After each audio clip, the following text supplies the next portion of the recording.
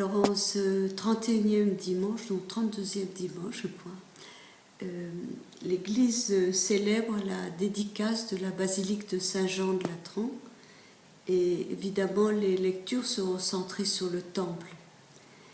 Et je voudrais commencer avec la dernière phrase de l'évangile de Jean au chapitre 2 qui nous relate l'épisode où Jésus chasse les vendeurs du temple.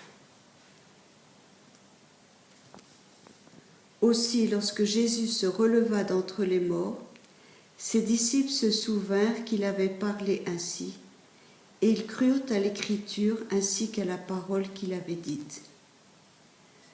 Après la résurrection de Jésus, et le don de l'Esprit était indispensable pour permettre aux disciples de mettre en relation l'Écriture, on pourrait même dire les Écritures, et la parole que Jésus avait dite. Quelle est cette Écriture ? Probablement le psaume 69, verset 10. « Le zèle de ta maison me dévore ». Le zèle de ta maison, évidemment, la maison, c'est le temple. Et cela éclaire le geste de Jésus qui est un signe,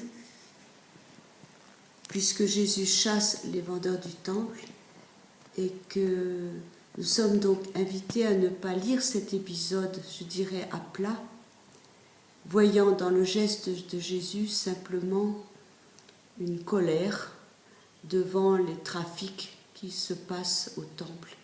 Parce qu'en fait, c'était autorisé de vendre des animaux et d'échanger de l'argent pour les sacrifices du temple. Donc, ce que Jésus fait, c'est un signe. Il faut voir plus loin. Jésus, en fait, veut nous parler du temple. Et la parole qu'il va dire concerne son corps, concerne sa mort et sa résurrection.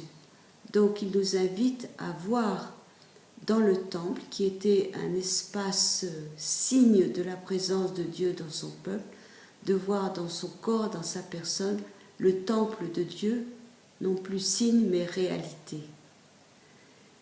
Et c'est alors que la première lecture est extrêmement bien choisie, puisque la première lecture nous parle de la vision d'Ézéchiel,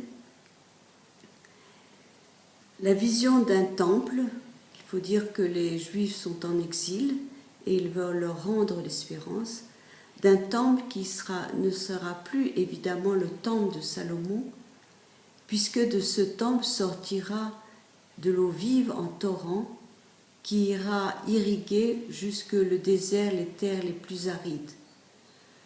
Or, si nous connaissons la configuration géographique de Jérusalem, nous savons que la première implantation à Jérusalem fut sûrement auprès de la source de Gihon, qui est bien modeste, et de même le réservoir d'eau de Siloé. Or voilà que maintenant, que de ce temple sort de tous côtés, au moins de l'Orient et du Sud, des torrents qui vont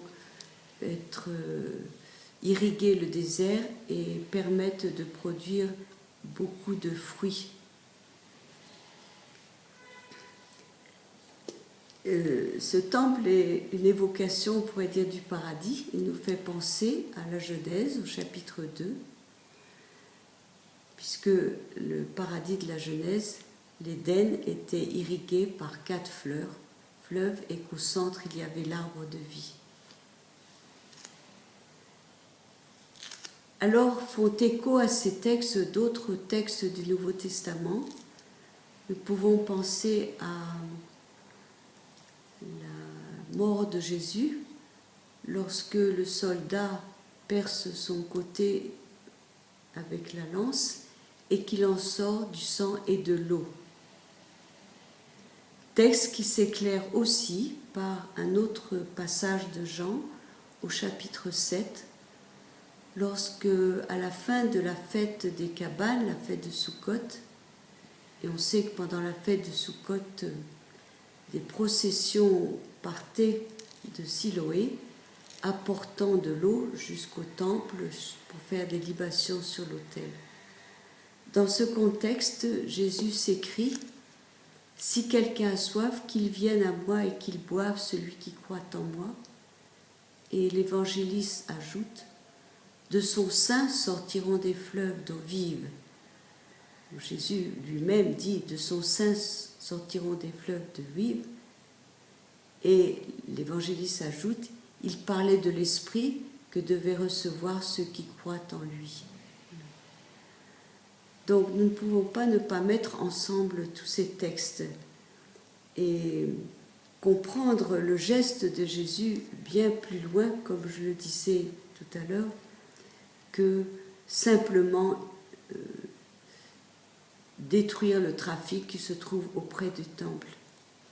Jésus nous parle de son corps, de sa personne, de ce qui est temple de l'Esprit et d'où jaillit la vie. Et la deuxième lecture, la lecture des Corinthiens, nous dira que nous aussi, nous sommes des temples de Dieu habités par l'Esprit. C'est vraiment le message de ces textes. Et j'ajouterai un autre message en revenant à ce qui nous est dit dans la dernière phrase de l'évangile de Jean. Aussi, lorsque Jésus se releva d'entre les morts, ses disciples se souvinrent qu'il avait parlé ainsi, et ils crurent à l'Écriture ainsi qu'à la parole qu'il avait dite. Mettre en relation l'Écriture, et je dirais toutes les Écritures, avec l'événement de Jésus. Donc une invitation à pénétrer les Écritures, à les connaître, à s'en nourrir, de sorte que nous pouvons, d'une manière sainte bien sûr, jongler avec l'Écriture, laisser les paroles de l'Écriture s'éclairer les unes les autres et écouter leur écho dans le Nouveau Testament, de sorte que nous comprenions mieux que Jésus, en accomplissant les Écritures, ne les abolit pas, mais au contraire leur donne tout leur poids, les éclaire et confirme leur sens et leur réalité et leur actualité.